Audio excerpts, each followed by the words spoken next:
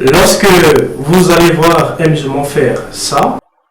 Deuxièmement, avec l'eau, on se lave les mains jusqu'aux poignets, de préférence 3 fois. Troisièmement, on fait la madmada, c'est-à-dire on se lave la bouche en y introduisant l'eau et en y remuant celle-ci, puis on la recrache. Il est conseillé de le faire 3 fois. Ce qui est obligatoire, c'est le faire au moins une fois. Quatrièmement, on fait l'estinshaq, c'est-à-dire on aspire l'eau avec le nez, puis on le fait sortir en faisant l'estinsar, c'est-à-dire en expulsant l'eau à l'aide de l'air qui sort du nez. Il est conseillé de le faire avec intensité, sauf si cela cause un préjudice, il est recommandé de répéter cela 3 fois. Ce qui est obligatoire, c'est de le faire au moins une fois. Sachez que c'est pas pour rien qu'ils le font, ils ne le font pas pour rien. Ils le font parce que le prophète leur a montré que c'était la meilleure chose à faire, ou encore c'était la volonté d'Allah pour eux en tout cas. Et comme vous le savez bien, dans la sourate 33, le verset 21, le Coran ordonne aux musulmans de pouvoir obéir à Mohammed, à suivre l'exemple de Mohammed, parce que c'est lui le modèle par excellence. Donc, finalement, quand vous les voyez faire des ablutions, ils ne le font pas juste parce que, par plaisir, mais ils le font parce que c'est une ordonnance que Allah a donnée par la bouche de son messager, en tout cas par la bouche autorisée. Donc, il ne se pose pas aussi les questions du pourquoi est-ce que nous le faisons en principe. Donc, voilà pourquoi vous allez rencontrer des intellectuels, des bac plus, en tout cas des personnes assises dans la société, des ministres, des gouvernants et tout ça là. Alors, faire des ablutions, mais pour la majorité des cas, ils ne savent pas en principe l'une des raisons les plus basiques que le Coran, non, que l'islam, Mohammed par l'islam a autorisé. Pourquoi est-ce que Mohammed a autorisé de le faire? Alors, l'une des raisons que Mohammed dit pour lesquelles les musulmans doivent faire l'ablution, c'est le fait que dans la nuit, Satan aurait passé la nuit dans nos narines, dans nos nez. Donc, les musulmans croient cela, en fait, ils sont obligés à croire cela, parce que, en tout cas, c'est ce que Mohammed a dit, sans se poser des questions. On doit accepter cela. Est-ce que cela a un sens?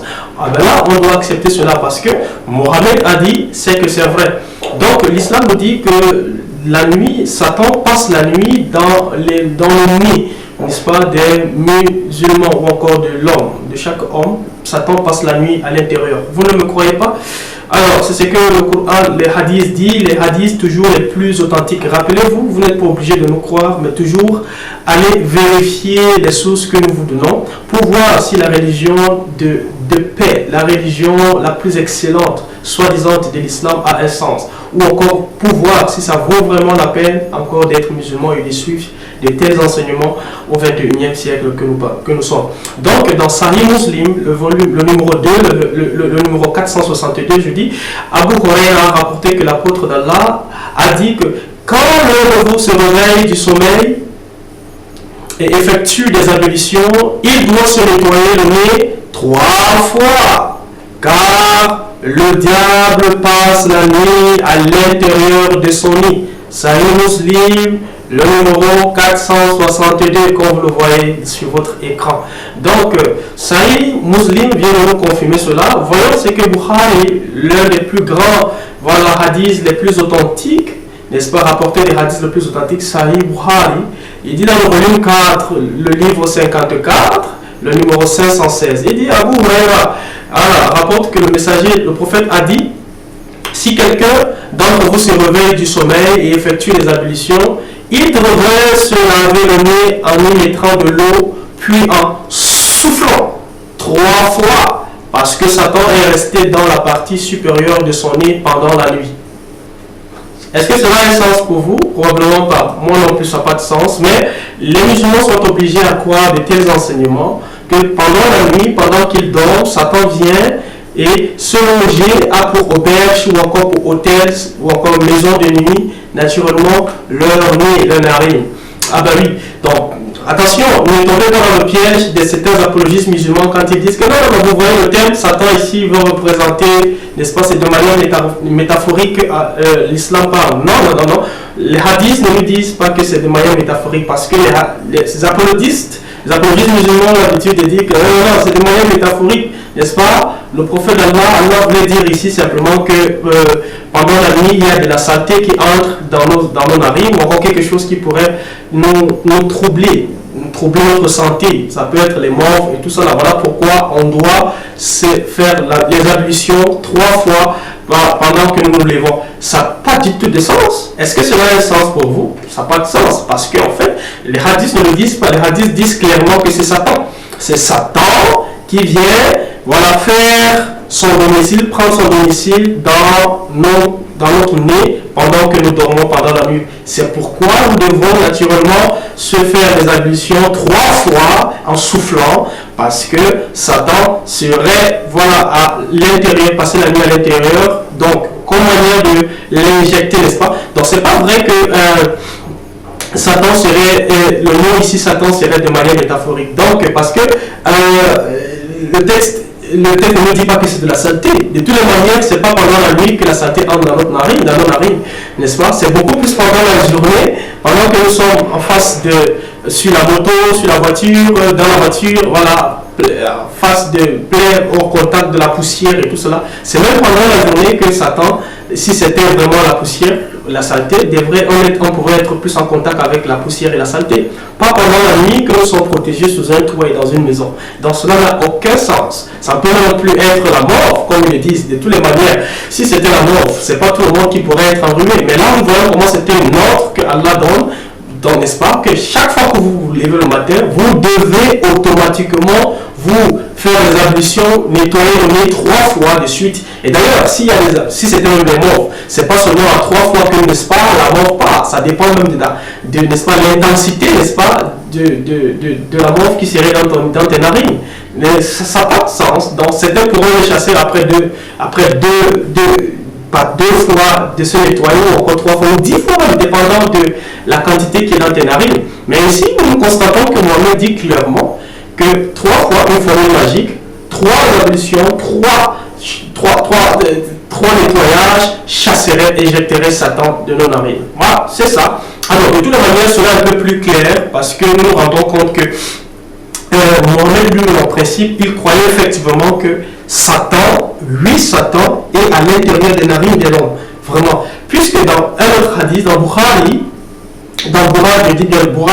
le volume 3, le livre 33, le numéro 255, il est dit que Mohamed croyait que Satan, pendant la journée, circulait ou voyageait dans tout le corps de l'être humain, de la même manière que le sang, n'est-ce pas, voyage dans tout le corps, circule dans tout le corps de l'être humain. De la même manière, Mohamed croyait que le Satan, pendant la journée, circule dans tout le corps de l'être humain pour finalement, pendant la nuit, trouver résidence au niveau de nos narines.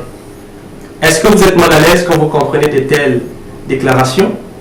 Moi aussi, je suis très mal à l'aise parce que ça n'a pas de sens. Ça n'a pas du tout de sens.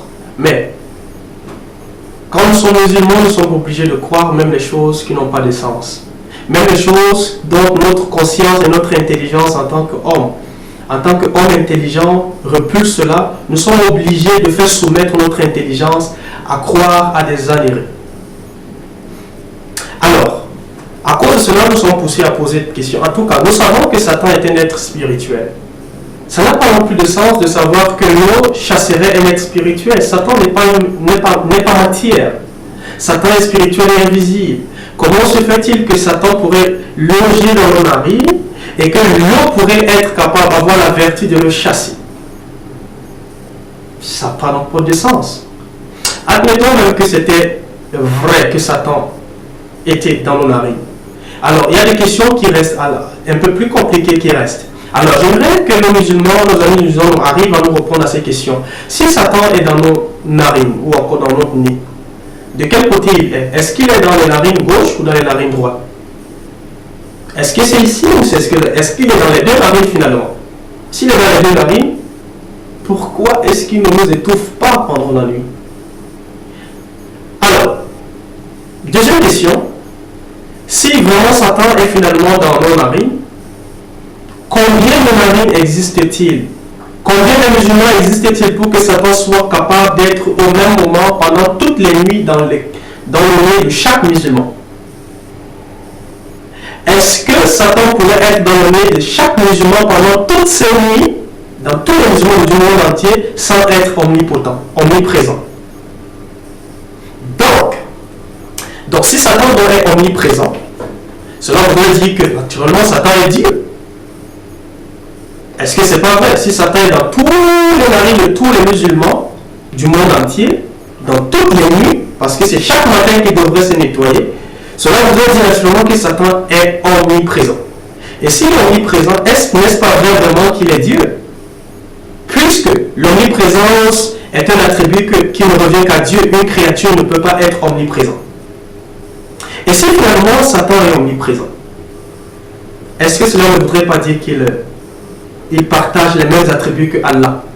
Qu'il est peut-être soit Allah, soit le deuxième Dieu auprès d'Allah. Si finalement vous n'êtes pas d'accord que Satan serait Dieu ou alors Allah, est-ce que finalement ce n'est donc pas vrai que Mohammed serait coupable du péché le plus grave de l'islam qui est le shirk? Rappelez-vous que Allah pardonne tous les péchés, seul le shirk, qui est associé quelqu'un à Allah, donner un attribut d'Allah à une créature. Le fait que Mohammed puisse enseigner à ses ouailles, à ses disciples, aux musulmans, qu'ils aient à se nettoyer les narines chaque jour, il serait en train de dire autrement que Satan serait omniprésent pour être dans les narines de tous les musulmans au même moment et chaque nuit. En d'autres termes, Mohammed serait en train de dire que Satan serait peut-être Dieu. Et si Satan serait peut-être Dieu, ça veut dire que Mohammed est coupable du péché le plus grave de l'islam. Selon vous, est-ce que Allah l'aurait pardonné ou pas? À vous de répondre. Vous savez, quand on est musulman, on est obligé de croire, même aux années. À vous de revérifier ces sources que je vous donne et que le Seigneur vous bénisse et vous éclaire. Satan loge dans nos narines, selon l'islam. Que Dieu vous bénisse.